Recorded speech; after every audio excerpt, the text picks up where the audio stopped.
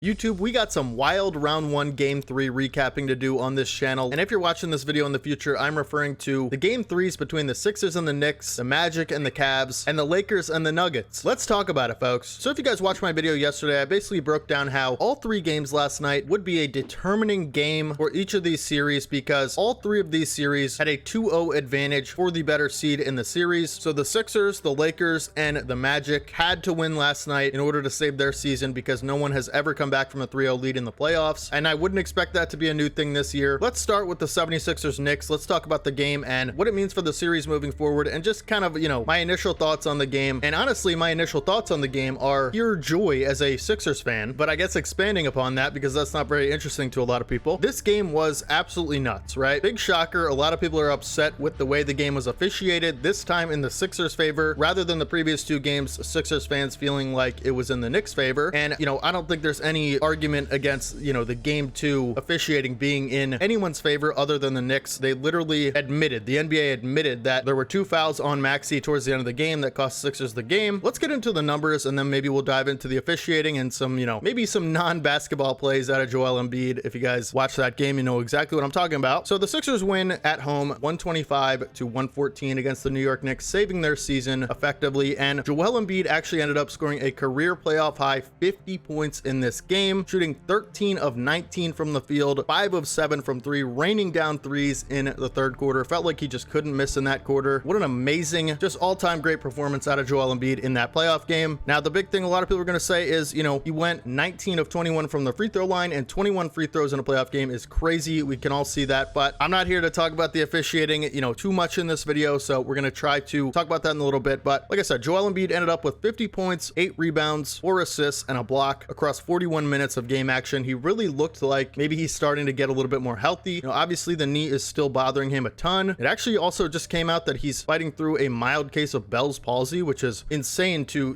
think about that. He's got this healing meniscus in his knee. He's wearing a knee brace. He's probably about 80% healthy. Last night he looked really, really good with that knee. He didn't look like it was bothering him as much. He looks like he's in a lot better shape as well. Conditioning level is way up in my opinion, but the Bell's palsy news is pretty crazy. So, from my perspective, I gotta, thank my king and, Philadelphia's king for pulling through in that game, fighting through this like a warrior. I think even Knicks fans would be able to salute that. Playing through what he's playing through is really, really difficult, and he's doing an unbelievable job of it. Like I said, 50 points is amazing for someone with that kind of stuff going on. Tyrese Maxey, 9 of 21 from the field, 3 of 8 from 3, 4 of 4 from the line, putting in 25 points, 4 rebounds, 7 assists, and 2 steals. Kelly Oubre was really good, 15 points, 7 rebounds. Cam Payne added a really big spark off the bench with 11 points in only 16 minutes. Tobias Harris was still a little bit lackluster, only chipping in 8 points across 33 minutes. And of course, Kyle Lowry was there for the hustle plays and stuff like that. Just a really great performance out of the Sixers. And then on the Knicks side of things, Jalen Brunson finally starting to look like himself, scoring 39 points in that game with 13 assists to go with it, and an efficient 39 as well. 13 of 27 from the field, 3 of 7 from 3, and 10 of 12 from the line, which is really, really great production out of, Jalen Brunson. You got to be super thrilled about that if you're a Knicks fan, because, the first 2 games it looked like whatever the Sixers strategy was, was really working on him. He really struggled from the field, was really getting to his spots either way and setting up his teammates, but just,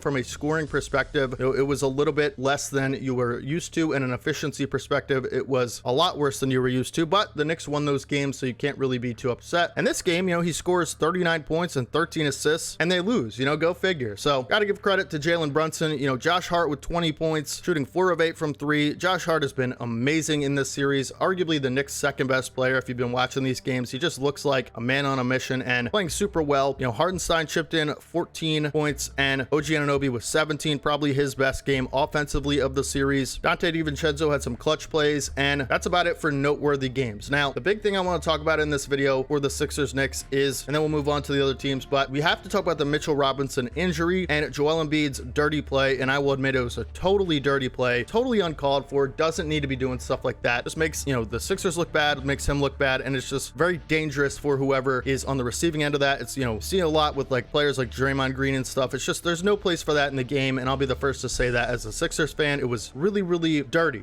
It's just flat out dirty, and it shouldn't have been allowed. And, I think if you're a Knicks fan and you wanted an ejection for that and a flagrant 2, there's total cause for that. You know what I mean? I'm just looking at it from a Knicks fan's perspective. I'm on the favorable side of him getting a flagrant 1 for this, but if I'm the Knicks and I'm like, he just grabbed Mitchell Robinson's ankle midair midair, hold him down, and only gets a flagrant one. Like, that's absurd, man. I know it's playoff basketball, but that's just a clear, obvious non-basketball play with bad intentions and dirty intentions. And I think you have a real gripe if you're the Knicks for Embiid to have been ejected in that moment. But, you know, it would have ended the Sixers season basically if that happened. They definitely would have lost the game. But, you know, if I'm Mitchell Robinson, I'm totally upset about this because, you know, he actually did end up leaving the game later with an unrelated ankle injury, I believe. So he sprained his ankle, which has been bothering him before. And now it just kind of looks worse on the whole Embiid grabbing his foot thing. I don't think that had anything to do with his, you know, later injury in the game with the ankle, but you have to be like really upset if you're a Knicks fan. And I totally get that because I would be too. And you should be, honestly. It was a dirty play by Embiid, has no place in the league. And I think there's a real legitimate argument that he should have been ejected. Of course, he wasn't. And we have what we have as the results now, which is super unfortunate for the Knicks. And I think we can all agree as Sixers and Knicks fans now, you know, there's a lot of hostility between us, but I think we can all agree now the officiating in this series has just been really, really bad, right? That's one thing I'll say confidently, and I think Knicks fans would too. Even if, you know, we're on the receiving end or you're on the receiving end of really favorable calls or favorable outcomes, we can all agree that a lot of the officiating in this series has just been really, really bad and inconsistent. They need to be better so the better team can win each night. I do think that's just been happening, you know, anyway most of the time, but we need better officiating in this series, and it's just horrendous right now. So obviously Mitchell Robinson spraining his ankle, like I said, was later in the game, had I don't think much to do with the Embiid dirty play, but that is a big loss for the Knicks moving forward. If he, you know, stays out with that ankle injury, which I would suspect he would because it seemed like a pretty bad sprain. So really, really unfortunate for the Knicks. And I really do feel for you. I'm not even, you know, trolling or being toxic right now. I'm being totally serious. I do hate dirty plays. I do hate injuries, even if it's from my, you know, favorite player or whatever. You know, injuries are the worst, right? In sports, as a sports fan, you just don't want anyone to get injured. You want to beat teams at their best, and you want to play teams at their best, and you want your team to be at their best, right? Dirty plays have no place, and it really, really sucks for Knicks fans. But anyway, that's what happened last night. Sixers will have home court advantage in game 4, where hopefully we can win, you know, on less controversial terms. You know, a lot of these wins for both sides have been super controversial, so hopefully the officials can get better, and hopefully there's not, you know, a play in the game where we have to fight about on Twitter all day after, and it's not as fun as it would be if it was just good officiating and less shenanigans, right? So Sixers will have a chance to save their season again, tie the series at 2-2, and head back to New York for game 5. For the Orlando Magic and Cleveland Cavaliers, man, the Orlando Magic came out and really shocked me, and I think a lot of other fans. That series looked totally one-sided going into the game. I expected the Cavs to maybe even sweep the Magic at this point because the Magic, like I said in the last video, have failed to score 90 points in this series so far. I know it's only been 2 games and they were on the road, but 90 points is like, you know, in a regular NBA game, that's not something you have to worry about getting usually as a playoff team. The Magic clearly have had a lot of offensive issues throughout the season, and going into the playoffs, that was my big criticism of them, of why they wouldn't make it past the Cavaliers, but they came out last night firing on all cylinders, so big props to them. Give a lot of credit to the Magic for shutting the world up in a big way and defending their home floor and making this an interesting series now, where, like I said, with the Sixers, you have a chance to, you know, tie the series at 2-2 on your home floor and, you know, save your season and make this series a real problem for the Cavaliers. So big props to the Magic winning 121-83. And it's like, if I'm a Magic fan, I'm like, oh, who can't score 90 points now, you know? Cavaliers scoring 83 points, struggling on offense mightily, only shooting 39% from the field as a team and 23% from 3 on the game. That is what we like to call locked up in a straitjacket that the Cavaliers were in last night. Donovan Mitchell really struggling, 6 of 16 from the field, 1 of 6 from 3 with 13 points, 5 rebounds, and 7 assists. The Magic also forced 14 total turnovers on the Cavaliers, which is insane. Just an all-out dominant defensive performance from them. Darius Garland had 5 total points in this game, 2 of 10 from the field, 1 of 4 from 3. Just, you know, awful production from these, you know, their 2 best offensive players. The Magic also out-rebounded the Cavaliers by 19 total rebounds. Magic had 51, Cavaliers had 32, and the Cavaliers' big thing a lot of the time is their rebounding. Like, they have 2 guys averaging over 10 rebounds this season, and some of the best offensive rebounding in the game by Jared Allen. Like, you cannot get out-rebounded and just dominated inside the paint by that much. I know you're on the road. I know, you know, the Magic aren't a slouch. You know, they're the real deal, right? But you got to be better than that if you're Cleveland in a really crucial game in the series where you can basically advance if you win this game. And Jared Allen had 15 points, Evan Mobley 10. Both shot okay, but just, you know, just really bad rebounding from both of them. You know, the Magic had 14 offensive rebounds in this game, just dominated on both sides of the ball the entire game, in my opinion. Paulo pouring in a 31-point performance with 14 rebounds and 5 assists with a steal to go with it. 13 of 26 from the field, 4 of 9 from 3, and 1 of 2 from the line. Franz Wagner pouring in 16 15 points, 5 rebounds, and 8 assists, 0 turnovers from both of them. So just a masterclass of offense from these two guys. And then you have Jalen Suggs, who I criticized heavily in the last video of he needs to be shooting the ball much better, really shutting me up and people that were criticizing him. 24 points and 4 rebounds, 3 assists, 2 steals, and a block, shooting 9 of 11 from the field and 3 of 5 from 3, with 3 of 3 from the line. Like, this is the type of stuff you love to see as an NBA fan when, you know, you're going in back against the wall. If you're the Magic, I know you're at home, but if you lose this game, you're done for. The biggest things they struggled with in this series early on, they totally flipped that around on the Cavaliers. Players like Jalen Suggs and Paulo just totally hooping out and silencing the world of their criticisms. That's what you love to see as a basketball fan. That's what you love about sports, is the opportunity for players to do that. And then when they do, you know, me who criticized them, I'm like, hey man, tip my hat, because that is awesome